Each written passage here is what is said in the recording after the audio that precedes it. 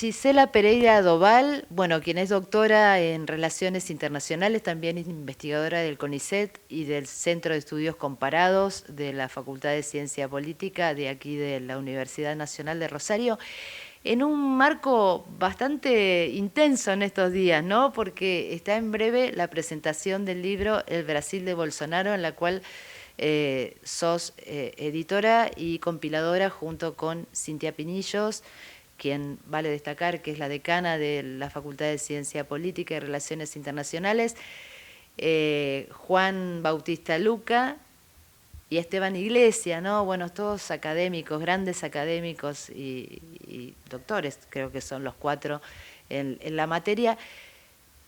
Contanos un poco, Cintia, cómo es que se genera este libro, cómo surge la idea del Brasil de Bolsonaro en español.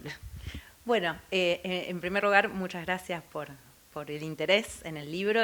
Son días sí agitados. El viernes lo presentamos en sociedad, pero ya venimos hace mucho tiempo hablando de él y pensando en este libro.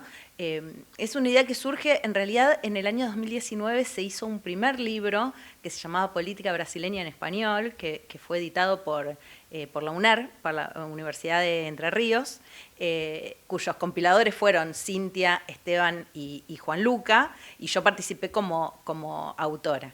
Y bueno, nos parecía que Brasil estaba en un momento muy decisivo en todo nivel, y que se necesitaba una explicación de este momento, y básicamente basada en el fenómeno de Bolsonaro. Que aunque Juan y muchos compañeros dicen que en realidad no es un fenómeno porque no fue una sorpresa o algo que nació de un repollo, en realidad para lo que es, digamos, la historia política brasileña sí fue como un cimbronazo porque fue algo disruptivo, digamos, de lo que uno está acostumbrado a ver en Brasil. Entonces sentíamos que requería de una explicación un poco más comprometida de nuestra parte, pero que también requería una explicación que pudiera ser leída y entendida por todo el mundo. Digamos, nosotros durante todos estos años hemos leído artículos, libros, capítulos de libros en lenguajes con vocabulario muy específico de las disciplinas, que yo sentíamos que, bueno, el fenómeno Bolsonaro era algo que tenía que ser entendido por todo el mundo porque era algo interesante para que todo el mundo comprendiera. Y entonces surge la idea del Brasil de Bolsonaro en español, para juntar gente, sobre todo argentinos, pero hay españoles, hay autores colombianos, hay autores de otras nacionalidades que radican en Brasil, y entonces, bueno, que la premisa era que todos hablaran en español, para poder alejarnos un poco del fenómeno, ¿no? Porque no es lo mismo estar inmersos en eso y ser votante en Brasil y vivir el día a día que verlo de afuera con un poco de distancia, y quizás pensábamos en ser un poco más objetivos o más observadores neutrales que sujetos implicados, independientemente de que somos todos apasionados en la política brasileña, y por eso surge la idea de este libro. Bueno, en cuanto a esto que decías de fenómeno, ¿no? Que había como ahí una tensión entre si era fenómeno o no. Por lo que dice en el libro, Bolsonaro no es una revista, no es alguien que surgió aprovechando un momento, si bien lo aprovechó al debilitamiento, digamos, de la política anterior, o del gobierno anterior, sí arranca su carrera política y su vinculación con todo lo que es con grandes empresarios y aquella pata que tiene ese anclaje tan fuerte que tiene con las iglesias evangélicas allá por la década del 80. Sí, específicamente en el año 89 ya tuvo su primer banca en el Congreso, o sea, hizo toda una carrera política en el Congreso, que por cierto no fue pareja, digamos, tuvo altos y bajos y cambió 700 veces de partido político. De hecho, se presentó como presidente con un partido político y terminó siendo elegido por otro. Y bueno, y tuvo algunos inconvenientes institucionales, por decirlo así, pero bueno, era un momento en Brasil en donde a él le convino presentarse como un outsider, digamos, que es una característica muy marcada de los últimos años de la política, donde tenemos un Trump que en realidad era un empresario y se presenta como un outsider de la política que viene a rescatar a la gente común de los políticos corruptos, y digamos, en este sentido le vino bastante bien lo que fue el impeachment a Dilma Rousseff, que dentro de lo que es la política brasileña tampoco es una novedad, digamos, ha habido otros juicios políticos, pero sí lo que fue, yo creo, muy novedoso es esta cosa de aprovechar la volada y presentarse como el salvador. De hecho, las propagandas electorales lo presentaban como el mito, y aprovechar todo esto, también todo digamos, el engrosamiento de las filas de la religión evangélica. De hecho, Bolsonaro era católico, no evangélico, sin embargo, tiene toda una aproximación a lo que es el Estado de Israel, allí se bautiza como evangélico, pero en el 2018, o sea, no es que, bueno, hace años aprovecha. Y con un vicepresidente también relacionado y vinculado estrechamente a esa ala, ¿no? Sí, totalmente, digamos, tenemos a un Hamilton Mourão, militar, digamos, que es mucho más clásico, mucho más tradicional en lo que es la política brasileña, que no olvidemos que tiene a un ala militar que siempre fue muy fuerte, pero que fue un ala militar nacionalista, digamos, con lo que también es muy interesante, y hay también algunos capítulos que lo explican, digamos, el vínculo que existe entre el nacionalismo por un lado y toda una ala nacionalista con su vicepresidente y algunos de sus ministros, pero por el otro lado también un anclaje muy fuerte neoliberal, con lo que es su ministro de Hacienda o de Economía, Paulo Guedes, y entonces es como que él va dividiendo su gobierno dentro de los gabinetes y de los cargos que puede repartir en diferentes salas, ¿no? Como se cubren en algunas salas distintas. Pero sí, de hecho, digamos, una característica muy marcada, pero no es ningún outsider, es un tipo que ha estado toda la vida en política, sus hijos son políticos, su mujer, Michelle Bolsonaro, suena muy fuerte como candidata para las próximas elecciones presidenciales, a pesar de tener un discurso también de mucho resentimiento y muy en contra de las minorías, tiene digamos, un núcleo de votantes muy fuerte también, incluso dentro de esas minorías. Digamos, hemos escuchado mujeres negras, de minorías de género, defenderlo fehacientemente, decir que hemos malentendido sus palabras, pero bueno, digamos, la política también es así, digamos, uno a veces encuentra a gente que apoya a un candidato que no lo representa en lo más mínimo y puede ser, digamos, en ese sentido creo que tiene un encanto muy particular. A mí personalmente no me encanta, pero digo, creo que sí ha sabido tocar una fibra muy íntima de un grupo de votantes muy grande dentro de Brasil, que lo siguen a como dé lugar. Lo hemos visto el 8 de enero también en esta rebelión o el motín que hubo pidiendo que Lula da Silva, no pidiendo que renunciara, sino directamente que lo sacaran.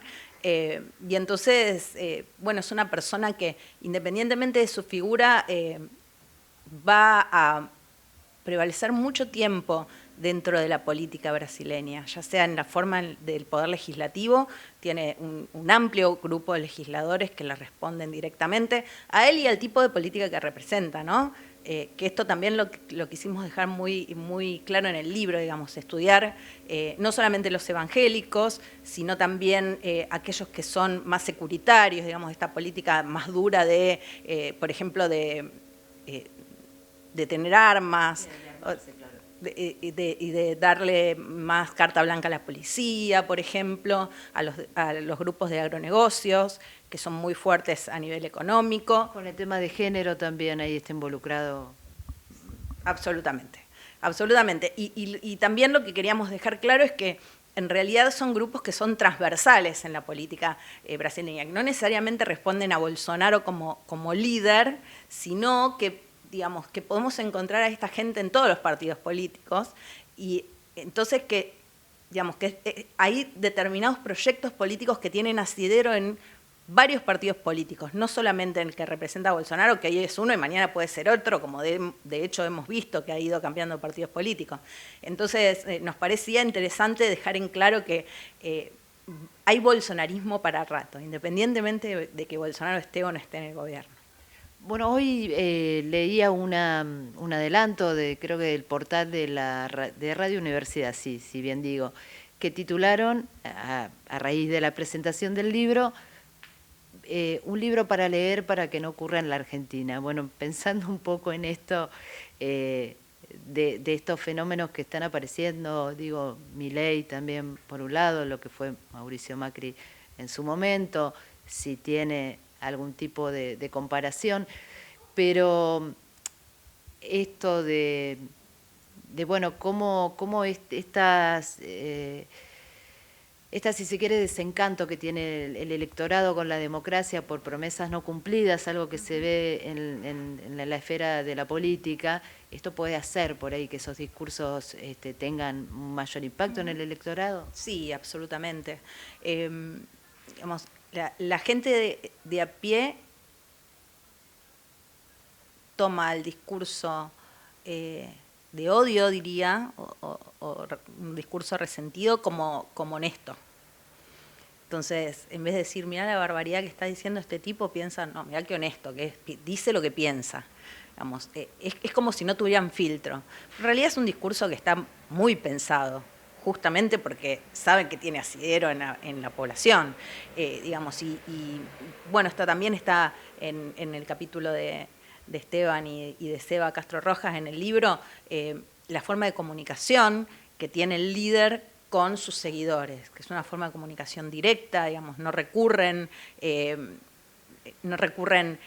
a los partidos, no recurren al comité, al lugar a donde está el partido político, sino que con Twitter, con Facebook, con WhatsApp, Telegram, directamente es como que el candidato manda el mensaje o el político manda el mensaje a la persona y la persona se siente directamente llamada por el político. Entonces, esta forma también, bueno, acá entra todo el fenómeno de lo que fueron las fake news, por ejemplo, que digamos, hay estudios que comprueban que la gente es mucho más capaz de creer una noticia, por más falsa que sea, si cree eso previamente. Entonces, si esa noticia le confirma lo que ya pensaba.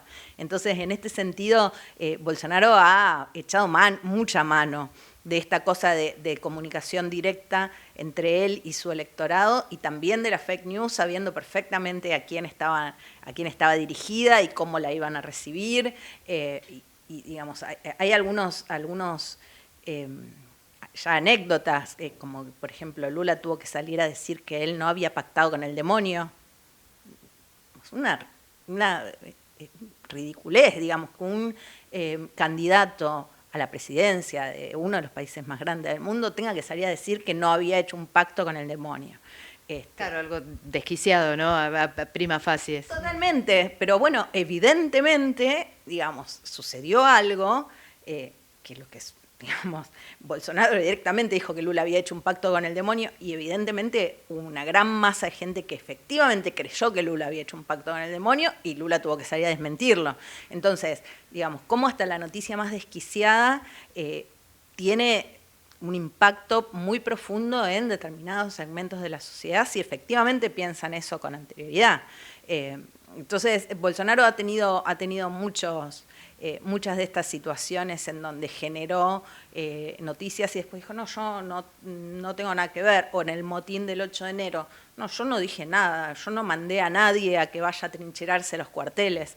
Y sin embargo uno sabe que efectivamente tuvo mucho que ver en ese sentido, quizás no de manera directa, pero sí a través de sus hijos, de sus seguidores, de los mensajes directos. Toda esta gente era autoconvocada, supuestamente. Esto es una forma muy común que tiene Bolsonaro de comunicarse de una manera directa a través de las redes sociales. Entonces, bueno, deja bastantes dudas con respecto a que efectivamente no tuvo nada que ver con esto, porque es un modus operandi, digamos, en su política. Entonces, es muy creíble que haya sí tenido que ver con esto.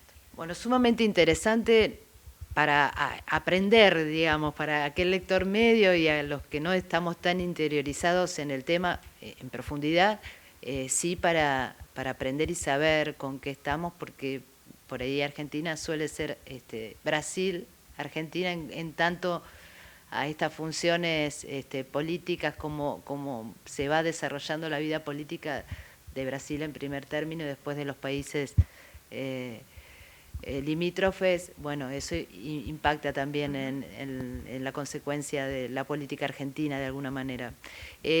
La invitación ahora entonces es para el viernes 30 de junio a las 12. En la sala de consejo directivo del Aulario, que queda en la Siberia, en la Facultad de Ciencia Política y Relaciones Internacionales de la Universidad Nacional de Rosario.